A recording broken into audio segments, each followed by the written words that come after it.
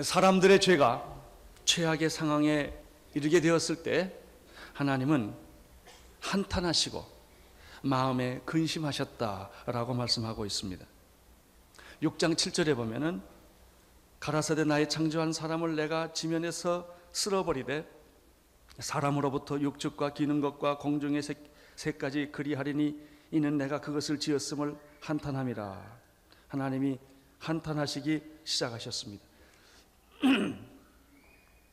17절을 보면은 17절로 넘어가십시오. 드디어 하나님은 결정을 하십니다. 이 세상을 심판하시기로 결정을 하십니다. 회귀불능의 지점이 있습니다. 어느 지점이 넘어서면 돌아오기가 어려워집니다. 소설 가운데도 내일이면 늦으리라는 소설도 있습니다.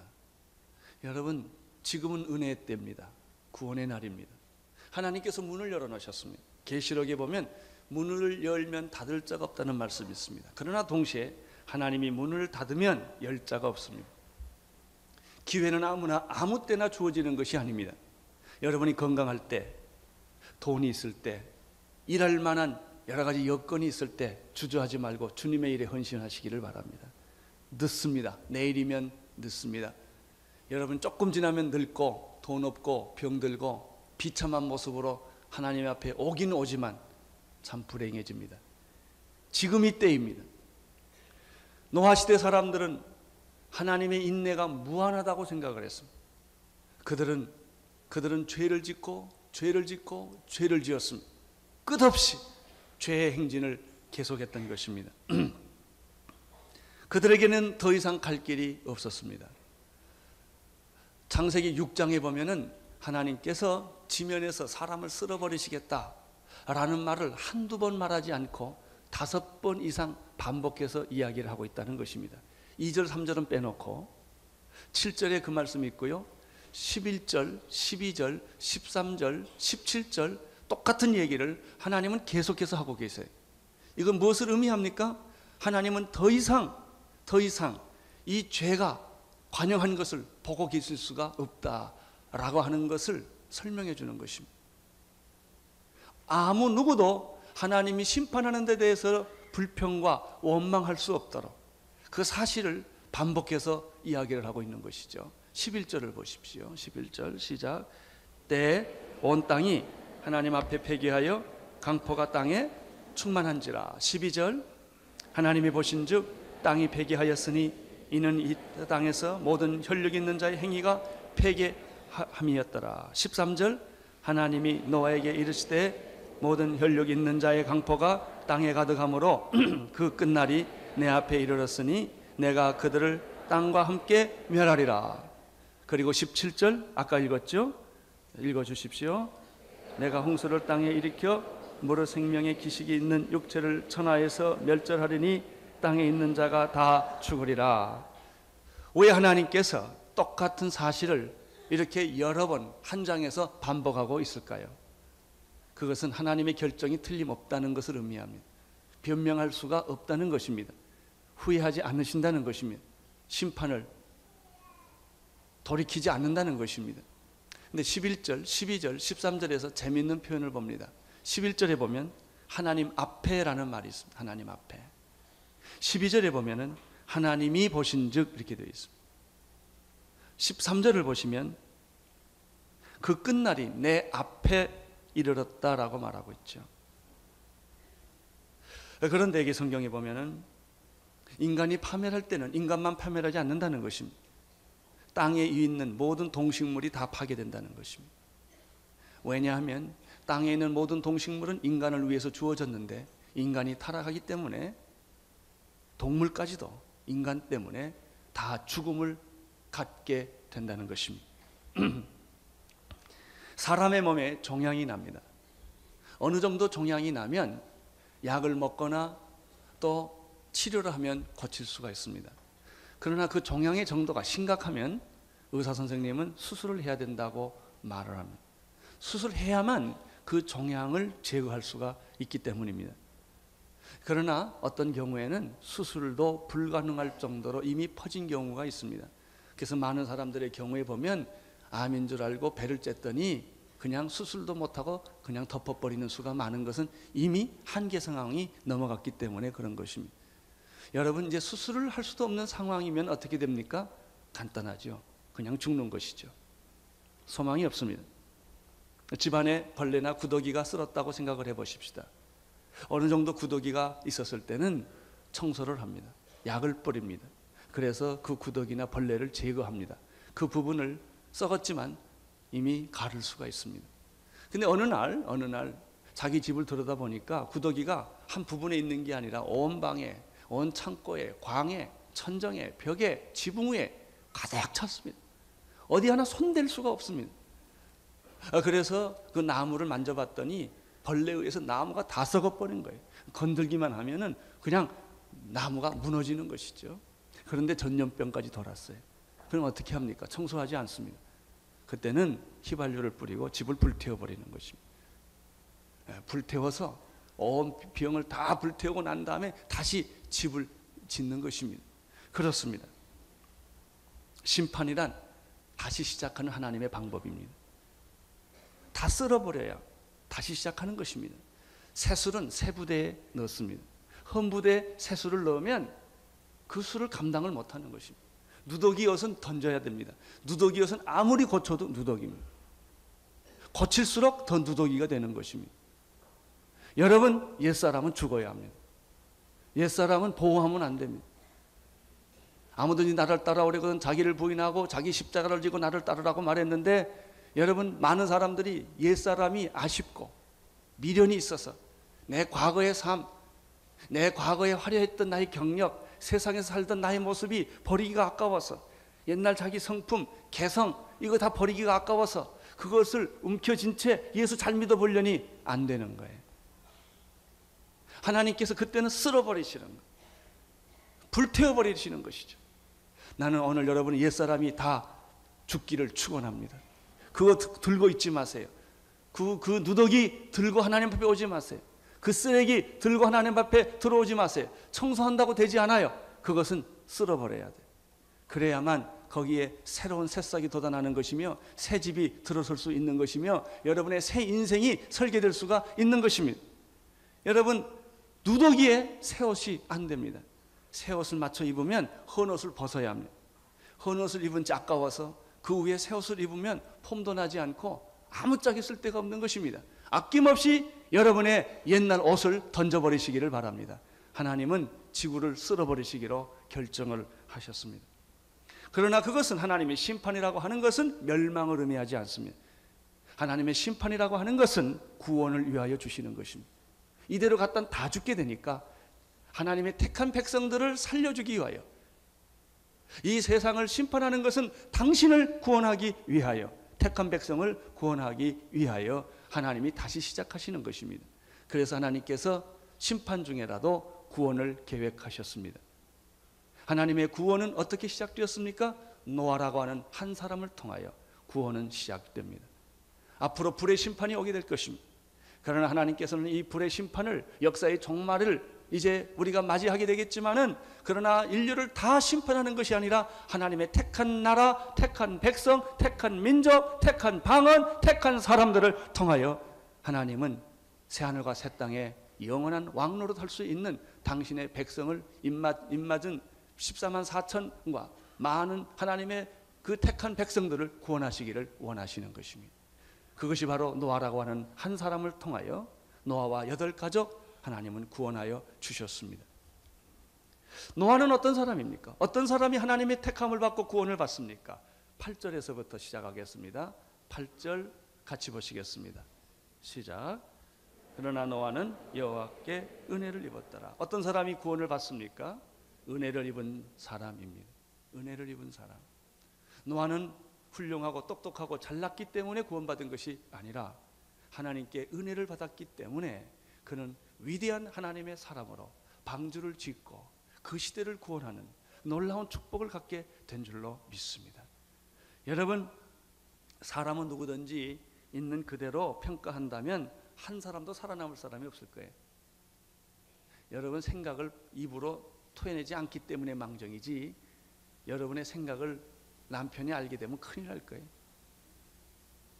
여러분 남편이 가지고 있는 생각을 말 안 했기에 망정이지, 아내가 알았더라면 몇 번 부부싸움 했을 것입니다. 다 사람은 말이죠, 감추어 죽게 사는 거예요. 들키면 큰일 납니다. 이게 은혜입니다. 죄가 있는데 들키지 않도록 막아주신 거예요. 여러분이 잘나서 있는 거 아니에요. 다 지금 있는 대로 다 뒤집어 까면 큰일 납니다. 그거 안 까야지. 그냥 이대로 두고 살아야 돼. 이러고. 이게 인간이에요. 이게 은혜예요. 은혜를 입었다라는 말은 특혜를 받았다, 그런 말. 지난번에 새벽 기도 시간에 우리 김사무엘 목사님이 큐티 하시다가 이렇게 설명을, 은혜란 특혜입니다. 그러니까 내가 귀가 번쩍 뜨더라고요. 한보 특혜 같은 거 있잖아요, 이렇게. 그래요. 영적으로 보면 우리가 특혜를 받은 사람. 다 감옥에 갈 사람 여기 많습니다. 안 걸려서 다행이지. 감추어져서 다행이지. 이게 인간이에요. 여러분이 똑똑하고 훌륭하고 죄가 없어서 이 자리에 있는 거 아니요. 죄가 있지만 다 감추어진 거예요. 하나님이 봐주신 거예요. 죄 없다고 생각해 주신 거예요. 이걸 가리켜 은혜라고 말합니다. 나는 여러분들이 은혜 입은 자인 줄로 믿습니다. 은혜를 입었기 때문에 예수님 앞에 나오고, 은혜를 입었기 때문에 이 자리까지 있는 줄로 믿습니다. 그렇습니다. 구원받은 자는 어떤 사람입니까? 은혜 받은 자입니다. 하나님의 은혜를 입은 자들입니다.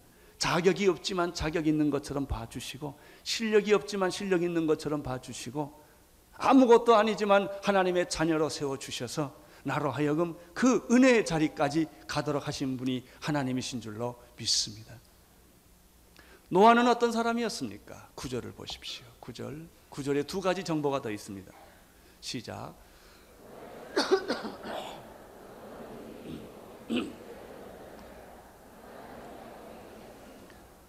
노아는 그처럼 죄가 관영하고 패기하고 강포가 많은 시대에 살면서도 놀랍게도 세상 사람들처럼 죄에 물들지 않고 의인으로 살았고 흠없는 사람으로 살았다는 것이죠. 이건 아주 기적과 같은 얘기예요.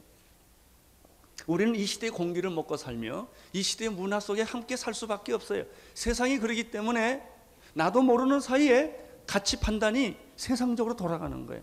죄를 짓고도 뻔뻔하게 살아갈 수 있는 이유가 뭐냐면 그 시대가 그렇기 때문에 그런 거예요. 그걸 죄라고 사람들이 생각하지 않기 때문에 그렇습니다. 오늘날 교회의 문제가 뭐냐면, 오늘 여러분 보세요.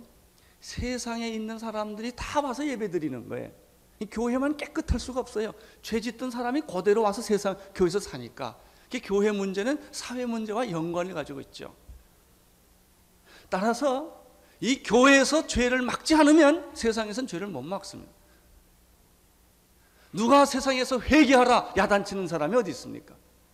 당신 죄인이라고 말하는 사람 어디 있습니까? 그렇게 살지 말라고 예수의 이름으로, 하나님의 이름으로 말할 수 있는 데는 교회밖에 없는데, 근데 교회가 그 기능을 잘 안 하고 있었죠. 여기에 교회 타락이 있었습니다. 여러분, 우리 시대는 5060이 있었어요. 교회가 5060하고 똑같거든요. 그런데 세상은 5060을 졸업했다고요. 근데 교회는 아직 졸업하지 않고 있어요. 옛날 체제를 그냥 가지고 있다고. 이 교회가 위기에 부딪히게 된 것입니다.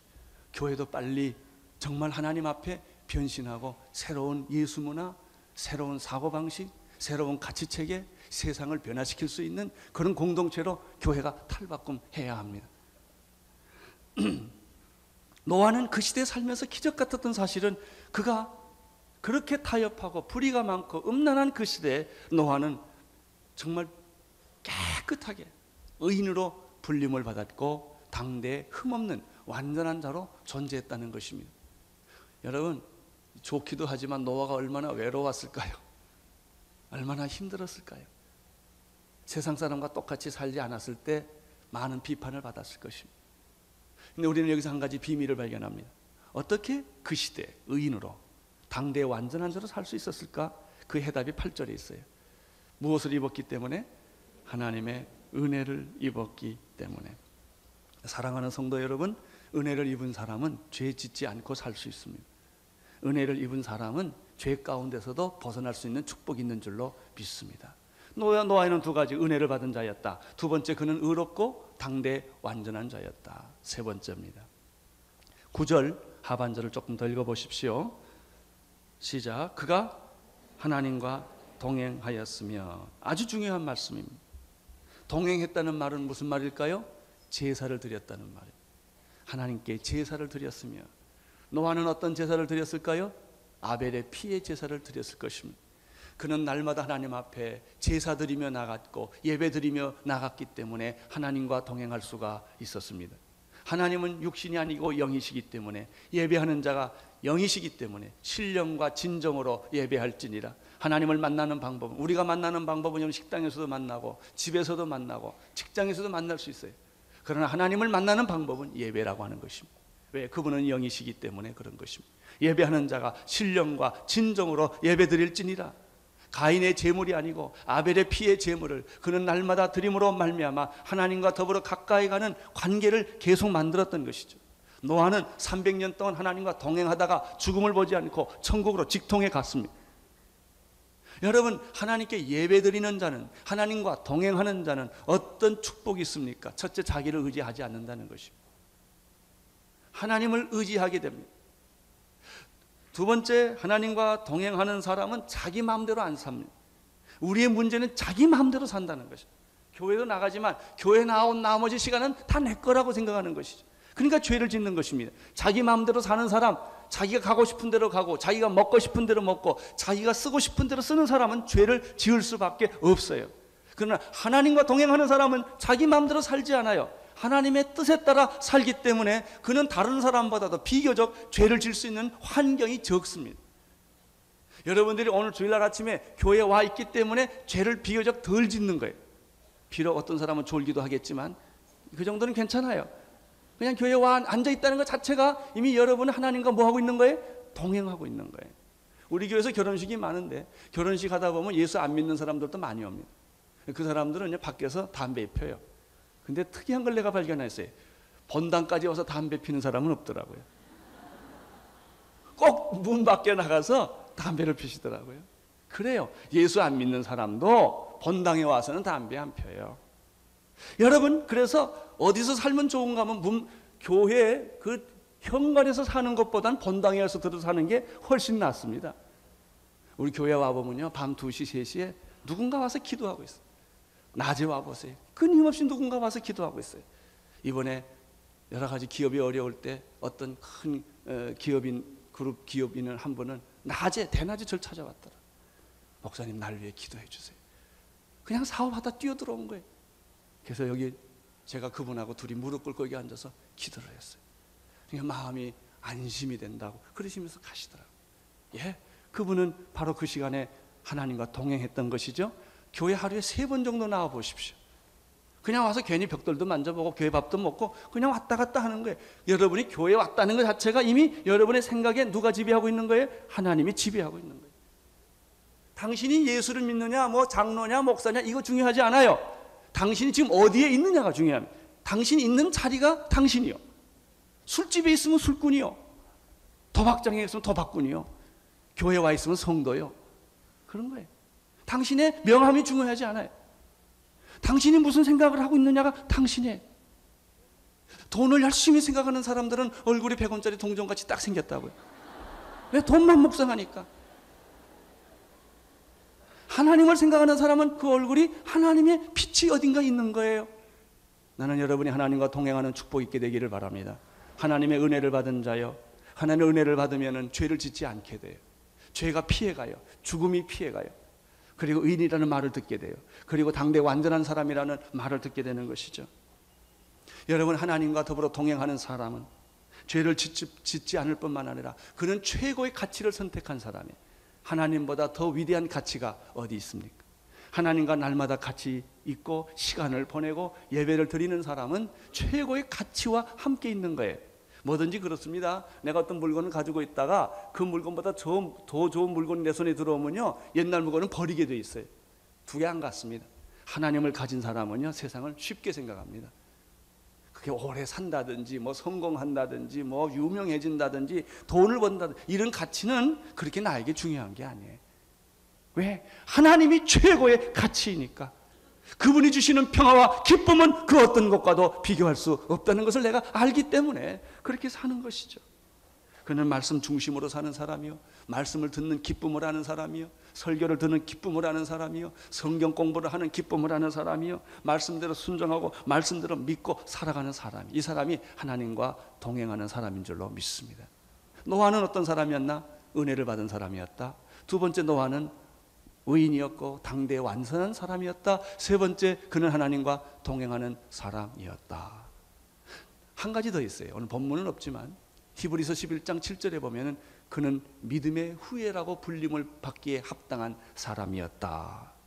히브리서 11장 7절에 보면은 믿음으로 노아는 아직 보지 못하는 일에 경고하심을 받아 경외함으로 방주를 예비하여 그 집을 구원하였으니 이로 말미암아 세상을 정죄하고 믿음을 쫓는 의의 후사가 되었다. 당신은 믿음의 후예다.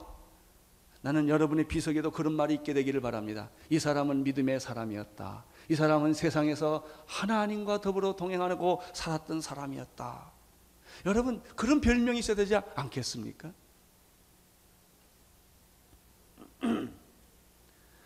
사실 노아가 굉장히 괴로웠을 것 같아요. 홍수나기 120년 전에 방주를 지으라, 나는 세상을 다 쓸어버리겠다는 말을 들었을 때부터 노아는 다른 삶을 살 수밖에 없었습니다. 하나님을 만난 사람은 다른 삶을 살 수밖에 없어요. 그는 방주를 짓기 시작했습니다. 얼마나 반대를 받았겠어요. 아마 가족들도 다 처음부터 환영하지 않았을 거예요. 여러분, 그 시대 사람들이 이해를 했을까요? 못했겠죠.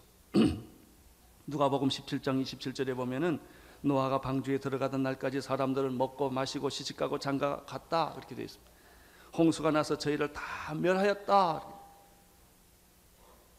여러분, 사람들은 시집가고 장가가고 먹고 마시고, 그게 뭐예요? 보통 우리가 사는 삶 아닙니까? 홍수가 온다는 하나님의 말씀과 예언이 있음에도 불구하고 사람들은 그 말에 귀를 기울이는 사람은 한 사람도 없었다는 거예요. 그래서 노아와 8가정 외에는 한 사람도 구원받은 사람이 없습니다. 그들은 언제부터 후회하기 시작했나? 노아의 문이 닫히고 방주의 문이 닫히고 비가 내리기 시작했는데 일주일 정도 내릴 때도 괜찮았을 거예요. 열흘 정도 내렸을 때도 그렇게 걱정을 안 했을지도 모르죠. 끝나겠지. 근데 비는 계속 왔다는 것입니다. 후회할 때는 늦습니다. 여러분, 예수님을 정말 진짜 믿는 사람은 외롭습니다. 세상 사람들이 여러분 이해 안 합니다. 만약에 세상 사람들이 여러분을 이해하고 여러분에게 박수 쳐주고 여러분이 인기가 있다면 당신은 가짜일지 몰라요. 왜냐하면 가짜는 가짜를 알아보니까. 가짜는 진짜를 못 알아봅니다. 당신이 세상에서 편하게 살고 있다는 것은 something, 가짜라는 소리요. 정말 당신이 하나님의 사람으로 하나님과 동행하면서 산다면 어쩌면 가시 같은 사람일지 몰라요. 불편한 거죠. 힘든 거죠. 사람들이 당신을 이해 못할 거예요. 왜 그런데 돈을 쓰냐 이거예요. 왜 갈 데 없이 맨날 교회만 가냐, 이거 쪼다가 아니냐 이거예요. 이렇게 이야기할 수 있어요. 인기가 없을 수 있어요. 여러분이 만약에 세상에 환영을 받는 사람이라면 하나님께 환영받지 않는 사람일지도 몰라요. 노아가 바로 그런 사람이었죠. 13절에서 하나님은 다 쓸어버리기로 결정하시고 난 다음에 14절에 하나님은 노아에게 방주를 지으라고 말을 합니다. 14절을 보십시오. 시작. 너는 잣나무로 너를 위하여 방주를 짓되 그 안에 간막들을 막고 역청으로 그 안팎을 칠하니라. 방주는 누구를 위해 지어진 겁니까? 모든 사람을 위해 지어진 게 아닙니다. 누구를 위하여? 너를 위하여. 방주는 당신을 위해 지어진 거예요. 노아를 위해 지어진 거예요. 노아와 그 가정을 위하여 지어진 것이죠.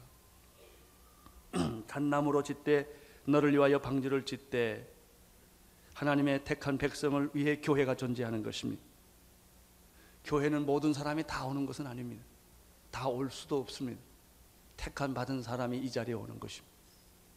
좀 얼렁뚱땅 믿어도 그래도 하나님의 택한 사람은 얼렁뚱땅한 자식도 자식인 것과 마찬가지로, 좀 성경도 안 읽고 6개월씩 방학했다가 오더라도 교회 오는 건 기적입니다. 여기는 아무나 오지 못합니다. 하나님이 택한 백성들만이 오는 곳입니다. 아무나 하나님의 이름을 부르지 못합니다. 하나님의 택한 백성들이 하나님의 이름을 부르는 것입니다. 그건 기적입니다. 노아를 위하여 하나님은 방주를 지었습니다. 15절, 16절을 보십시오. 시작.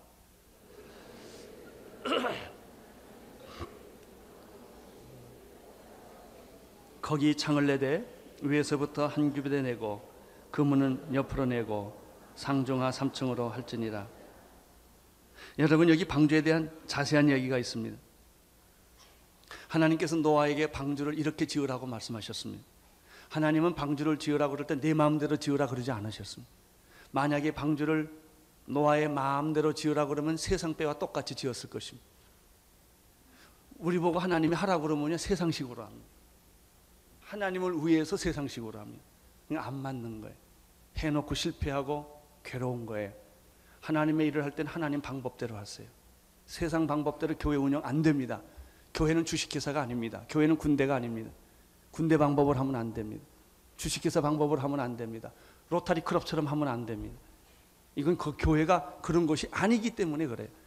하나님이 성막을 지으라고 그럴 때 네 마음대로 지으라고 그러지 않았어요. 양식을 하나씩 하나씩 다 가르쳐 줬어요. 따라서 교회 섬기는 비결은 무엇입니까? 당신 마음대로 당신 능력껏 하는 게 아니라 순종하는 것입니다. 하나님이 시키시는 대로 그 부분에서 순종하는 것이 하나님 섬기는 방법이에요. 많은 사람들이 교회 섬기긴 해요. 근데 왜 상처받는 줄 아십니까? 자기 마음대로 해서 그래요. 자기가 세상에서 경험했던 세상의 지위를 이용하여 세상의 방법과 문화를 그대로 교회에서 적용해 보려고 하니까 안 되는 거예요. 방주는 내 마음대로 지으면 세상 배같이 집니다. 성막도 내 마음대로 지으면 내 집같이 지어버리고 마는 것입니다. 교회는 하나님의 방법대로 살아야만 질서가 잡히는 것입니다. 하나님께서 방주를 어떻게 지으라 하셨는가? 바보 같은 배를 지으라고 그랬어요. 배 같지가 않아요. 이것은 마치 축구장 정도의 길인데 150m예요. 150m의 넓이가 25m, 높이가 15m의 이상한 배라는 거예요. 이게 누가 이런 배를 지을 수가 있겠습니까? 이런 아이디어는 세상에서 볼 수 있는 아이디어가 전혀 아니기 때문에 사람들은 그런 배를 지으면 못 짓는 거예요. 왜? 무슨 세상의 경험 때문에 하나님의 일 못하는 거예요. 왜? 세상에서는 이렇게 했거든요. 하나님의 일은 이렇게 하라 그러니까 동의가 안 돼. 인간의 이성과 상식과 경험과 여러분의 대학교에서 배운 거하고 다르거든요. 사회학적 질서하고 다르거든요. 이게 방주예요. 그러나 여러분들이 순종해야 될 것은 일반 배를 지었으면 깨져버립니다. 그건 1년 동안 그 홍수, 대홍수에 못 견뎌납니다.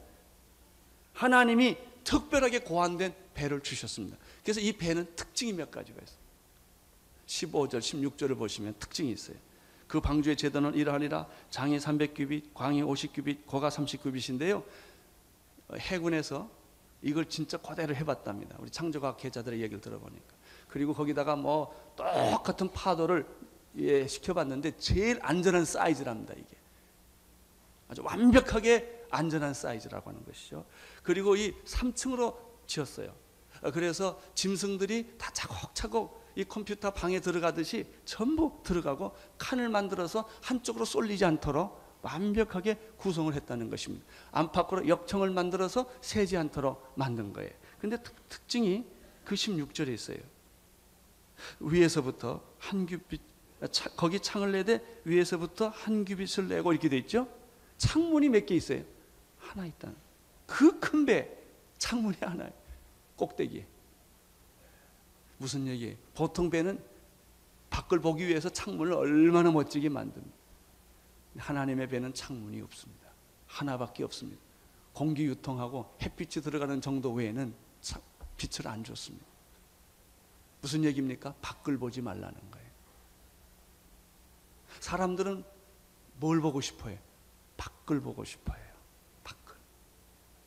왜 막아놨냐 이거예요. 답답하게 왜 막아놨냐 이거예요.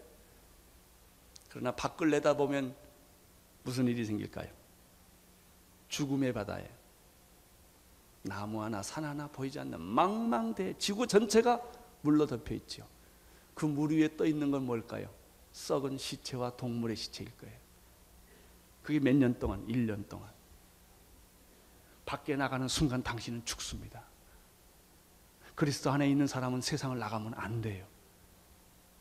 창문이 하나밖에 없어요. 밖을 보지 말라는 거예요. 그러면 얼마나 신경질 나겠습니까? 여러분, 거기에 비가 온 게 150일이에요. 물이 빠진 게 166일이에요. 땅이 마른 게 57일이에요. 전부합은 363일이에요. 앞뒤로 붙이면 근 1년이에요. 1년 동안 배 안에서 살아야 되는으니, 우리 노희천 박사님이 쓴 글에 보니까 동물이 그 당시에 현재로 환산하니까 약 17만 5천 종인데, 그걸 암수로 하니까 한 30몇만 마리라는 거죠. 그 동물들이 그 방 안에 있는데 이걸 어떻게 살 수 있겠느냐라는 질문을 할 수밖에 없어요. 그게 뭔지 아세요? 그것이 광야의 40년하고 똑같아요. 크리스천의 삶은 방주 안에서 삶이에요. 어떨 때는 답답하고, 어떨 때는 신경질이 나고, 어떤 때는 뛰쳐나가고 싶은 그런 제한성이 있는 것이지만은, 그러나 보십시오. 제일 안전한 곳이 어디입니까? 방주입니다. 방주보다 더 안전한 것은 그 당시에 없었습니다. 모든 사람은 왜 물에 빠져 죽었습니까? 방주에 들어가지 못했기 때문입니다. 방주에는 창이 하나밖에 없습니다. 1, 2, 3층으로 되어 있지만 문이 들어가는 입구는 3개지만 일단 들어가면 문이 닫히는 것입니다. 밖에서 문이 열 수 없도록 되어 있는 것이 바로 방주였습니다. 이 방주에 또 하나의 특징이 있어요. 동력이 없다는 것입니다. 모든 배는 노가 있습니다. 노가 없으면 돛이 있습니다. 바람을 이용해서 가든 노를 저어서 가든 가는 것입니다. 현대배는 이 프로펠러 스크린으로나 공기로 갑니다. 근데 이 노아 방주의 특징은 동력이 없다는 것입니다. 내가 속도를 낼 수가 없어요. 내가 멈출 수가 없어요. 물결 치는 대로, 바람 부는 대로 가는 것이 크리스천이에요. 여러분, 당신의 인생을 당신이 다 운전할 것 같지요? 그러나 그렇지 않습니다. 우리는 한치 앞을 못 내다보고 사는 사람이에요. 다 똑똑한 것 같아서 다 술을 쏟아보면 1년 후는 감옥에 들어가요. 그게 세상이에요. 우리는 전혀 미래를 예측하지 못하는 게 방주입니다. 방주에 없는 게 또 하나 있어요. 나침판입니다. 키가 없습니다. 동력이 없지요. 키가 없지요. 그냥 거기 들어가서 밖을 또 못 내다보지요. 그리고 그 안에서 어떻게 살아야 되는 거예요. 이게 크리스천의 삶이에요. 그러나 이렇게 답답한 것처럼 느껴지고 보여지지만 이 크리스천의 삶이 가장 안전한 축복의 장소라고 한다는 사실입니다. 할렐루야. 이것을 깨닫는 게 비밀이에요. 예수 믿는 재미예요. 광야의 40년 동안 그들은 죽음의 땅을 헤매야 했어요. 40년 동안 무엇을 먹을까, 무엇을 마실까, 어디서 잘까, 어떻게 살아야 될까 절망할 수밖에 없는 그 광야의 삶이었지만, 하나님께서 하늘에서 만나를 비같이 내려주시고, 물이 없을 때 바위에서 물을 터서 샘물을 주시고, 그들이 외롭고 고독할 때 하나님의 말씀을 주셨고, 죄를 지었을 때 성막을 주셨고, 길을 잃어버렸을 때 불기둥과 구름기둥을 줘서 이 험악한 광야의 생활을 기가 막히게 살아갔던 것처럼, 나이가 분명히 믿는 게 있어요. 1년 동안 방주의 삶은 기가 막혔다 이게. 기가 막혔다. 어떻게 살았는지 우리가 모르지만 기가 막혔을 거다. 왜? 하나님이 함께 계시기 때문에. 인생을 내가 운전하는 것이 안전하겠습니까? 하나님이 운전하는 게 안전하겠습니까? 인생의 속도를 내가 조절하는 것이 안전하겠습니까? 하나님이 속도를 조절하는 것이 안전하겠습니까? 누가 그런 질문을 했어요. 그 많은 짐승들이 노아와 함께 어떻게 살았겠느냐? 음식은 무엇이며 배설물은 어떻게 할 것이며 또 8명의 사람이 어떻게 그 많은 짐승을 다 관리했겠느냐? 근데 그 만화책에서는 이렇게 기록되어 있더라고요. 하나님께서 기후가 낮고 산소가 작으면 동물들은 잠을 잔답니다. 동면.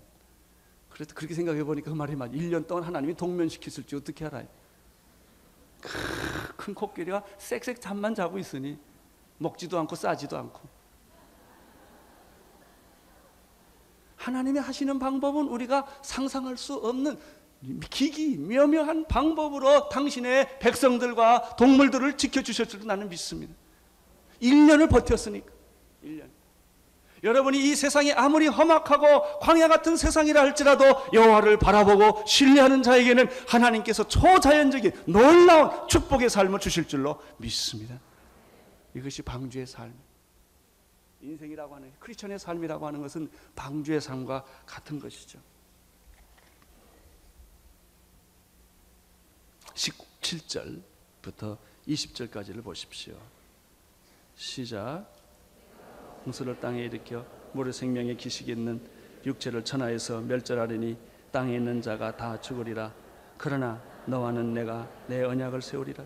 너는 내 아들들과 내 아내와 내 자부들과 함께 그 방주로 들어가고 혈육이 있는 모든 생물은 너는 극기 암수 한 산씩 방주로 이끌어 들여 너와 함께 생명을 보존케 하되, 새가 그 종류대로 육축이 그 종류대로 땅에 기는 모든 것이 그 종류대로 각기 둘씩 내게로 나오리니 그 생명을 보존케 하라.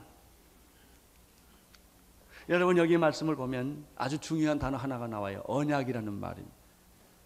하나님은 노아와 언약을 합니다. 우리는 여기서 배우는 게 있습니다. 하나님은 언약의 하나님, 약속하시는 하나님이라는 것입니다.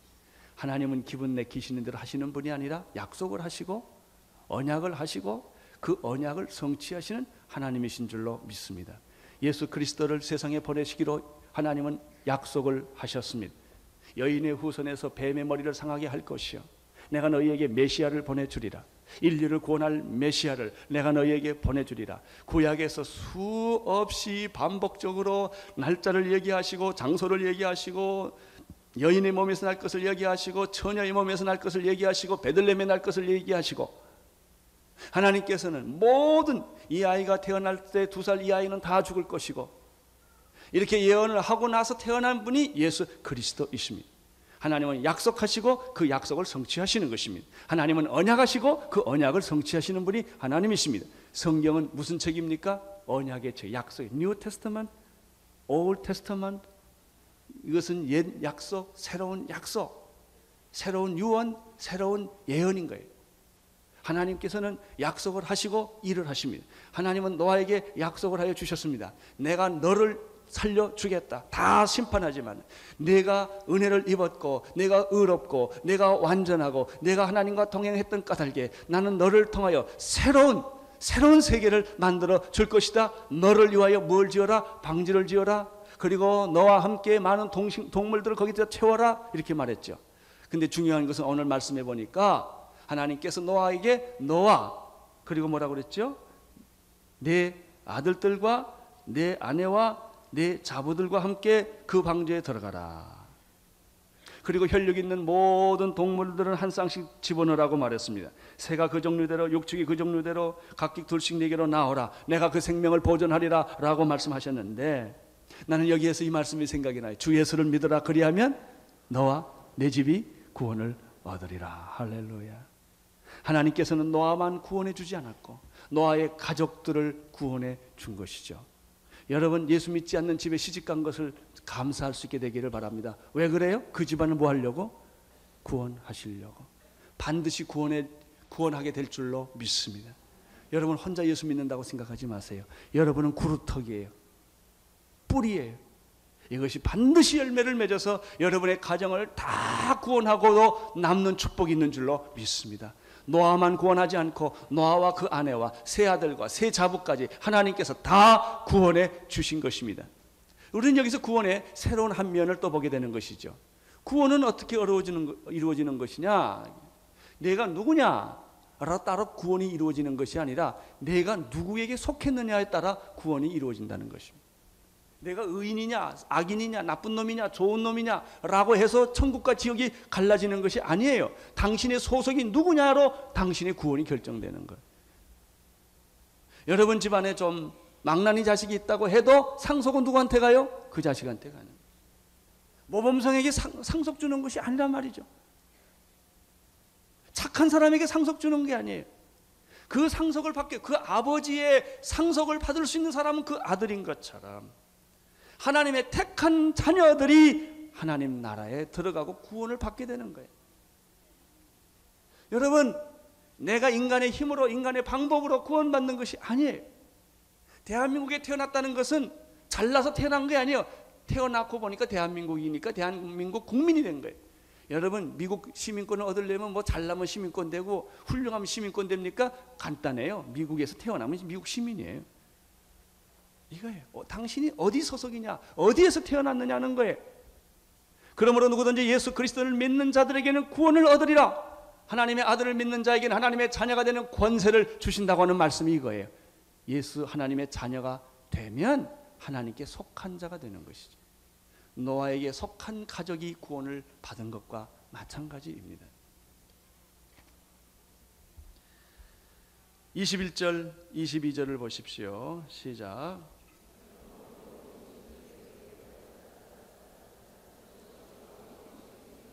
(22절) 노아가 그와 같이 하되 하나님이 자기에게 명하신 대로 다 준행. 우리는 여기서 마지막 노아의 또 하나의 모습을 봅니다. 노아는 순종하는 사람이었다. 자기 이성과 세상의 질, 가치 기준에 따라 움직인 사람이 아니었고 하나님의 말씀대로 준행하는 사람이었다. 오늘 나는 여러분들이 교회 안에 오신 것을 축하합니다. 예수 그리스도를 믿고 그리스도 안에서 하나님의 자녀가 된 것을 진심으로 축하드립니다. 이것은 마치 노아의 방주 안에 들어온 것과 마찬가지입니다. 그러나 노아의 방주 안에 들어오면 찬란한 세계가 전개되는가? 아니에요. 방주와 같은 답답함이 있습니다.